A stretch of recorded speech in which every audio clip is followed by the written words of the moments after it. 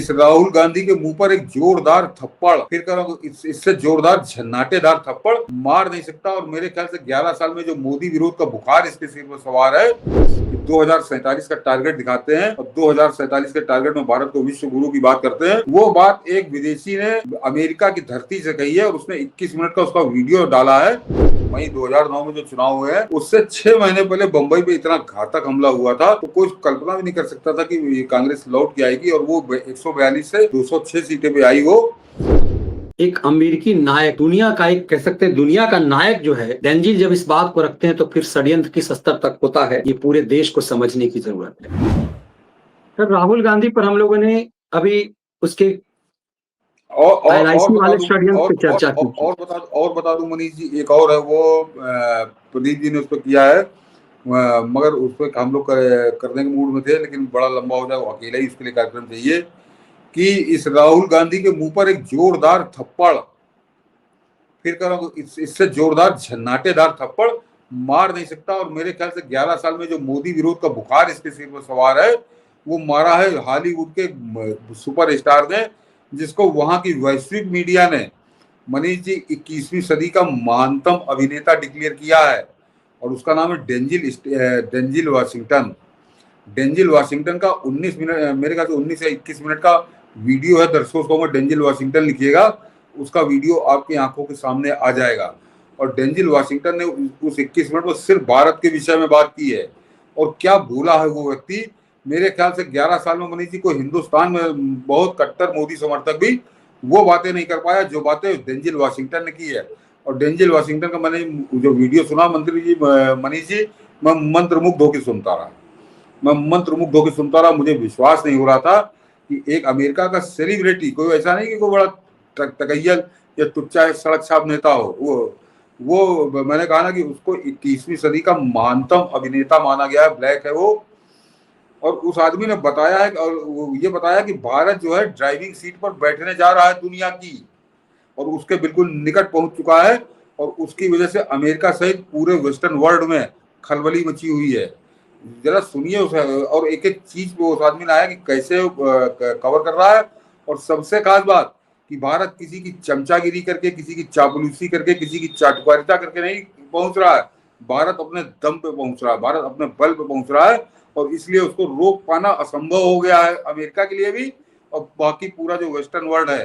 तो ये उन ताकतों का एक खिलौना बना हुआ है कि भारत कहाँ जा रहा है। जो नरेंद्र मोदी यहाँ कहते हैं कि 2047 का टारगेट दिखाते हैं और 2047 के टारगेट में भारत को विश्व गुरु की बात करते हैं, वो बात एक विदेशी ने अमेरिका की धरती से कही है और उसने 21 मिनट का उसका वीडियो डाला है। तो सोच लीजिए भारत की रास्ता क्या है, भारत की दिशा क्या है, भारत की दशा क्या है और भारत किस दिशा में आगे बढ़ रहा है। और उस जगह पर ये खलमंडल आगे, खरदूषण ये आकर वहां में खलमंडल मचा रहा है। तो इसके साथ बहुत सख्ती से निपटे सरकार, तभी कल्याण होगा। मतलब आप कह रहे हैं कि चूंकि अमेरिका का एक नायक ने दुनिया में उसकी बात सुनी जाती, भारत को जिस ढंग से भारत का गौरव गान किया है, भारत का जो सच बताया है, ये जानबूझ करके एजेंडा के तहत राहुल गांधी से ये षड्यंत्र करवाया गया है, ठेका दिया गया राहुल गांधी को। एक तरह का एक ठेका है कि अमेरिका दुनिया में जो चर्चा चल रही है डेंजिल के द्वारा भारत के महिमा मंडन को, उसको दबाया जा सके। लीडर अपोजिशन यदि उस बात को झुठला देगा तो दुनिया मान लेगी कि भाई। हाँ मनीष जी, आपने देखिए मेरा दिमाग उधर नहीं था, आपने सही पिन पॉइंट किया कि मैं पाकिस्तान की तरफ घूमा हुआ था। पाकिस्तान की तो खैर, पाकिस्तान की तो ड्यूटी कर रहा है, उसकी तो नौकरी कर रहा है, उसके बिना तो उसका चांस मतलब ही नहीं है। लेकिन डेंजिल वाशिंगटन का वीडियो भी कल ही सवेरे रिलीज हुआ है, कल या परसों रात में। और उसकी चर्चा पूरी दुनिया में हो रही, क्योंकि वो बड़ी उसको आप किसी सिने स्टार समझिए कि कोई सिनेमा स्टार का भाषण है। मैं दर्शकों से कह रहा हूँ कि अंग्रेजी में है तो अंग्रेजी जो लोग उसको सुने कि वो भाषण जो है उसका एक एक सेंटेंस अमृत की तरह है, जो हर उस भारतीय के लिए जिसको भारत से प्रेम है और भारत की प्रगति की वास्तविक समीक्षा जो सुनना चाहता है, तो वो डेंजिल वाशिंगटन के वीडियो में है। और पूरी दुनिया में वो वीडियो चर्चित हो रहा, दर्जनों लोगों ने अपने अपने चैनल पे उसको डाला है। तो उसको एक तरह से सही कहा आपने, ये उसको भी, उसके खिलाफ भी एक तरह से अभियान चला रहा था कि डेंजिल वाशिंगटन की चर्चा ना हो और इसके कुकर्म की चर्चा हो। कुकर्म में जो है पाकिस्तान की सेवा कर रहा था। लेकिन मनीष जी, मैं नरेंद्र मोदी तो कर इसके आर्बिट से बहुत बाहर की चीज है। डेंजिल वाशिंगटन की भी अगर आप बात करिए और दुनिया में इसकी बात ध्यान से सुनी जाती है, तो उसके सामने मैं क्या कहूँ इस आदमी की हैसियत कि एक कबूतर और उल्लू वाली है कि वो आदमी कबूतर राजहंस कह लीजिए और ये आदमी उल्लू की श्रेणी में आता है। तो ये उसको क्या रोकेगा, उसकी बात को क्या झुटलाएगा। लेकिन हाँ, इसकी कोशिश में वो भी एक एंगल शामिल था, आपने अच्छी याद दिला दी। ये डेंजिल वाशिंगटन को भी झुटलाना चाह रहा था, लेकिन उस आदमी का तो गजब ही किया है उसने। बिल्कुल, और इसीलिए साफ लगता है कि एक एजेंडा के तहत एकाएक राहुल गांधी का बयान नहीं आया है कि किस तरह से डेंजिल जो कह रहे हैं उस पर चर्चा ना हो, उसे झुठला दिया जाए, उसके ऊपर एक कारपेट डाल दिया जाए। राहुल गांधी को उसी के लिए माल मिल गया।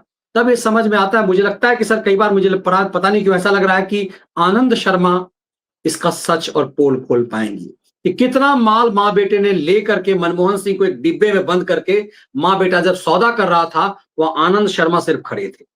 तो मुझे लगता है कि ये इस स्तर तक का कि जो व्यक्ति मान चुका था कि 2009 में सरकार जाएगी, इसीलिए नेशनल, मैं बार बार कहता हूं, नेशनल हेराल्ड अखबार 2008 में इसीलिए बेचा गया।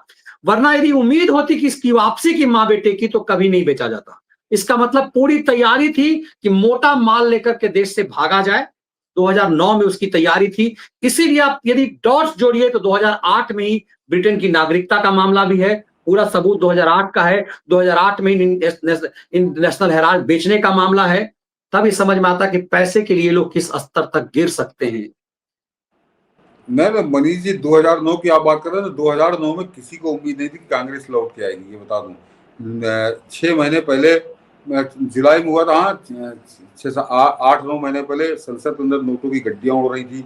और तो और वो 2009 का मई 2009 में जो चुनाव हुए हैं उससे 6 महीने पहले बंबई पे इतना घातक हमला हुआ था, तो कोई कल्पना भी नहीं कर सकता था कि कांग्रेस लौट के आएगी और वो 142 से 206 सीटें पे आई हो।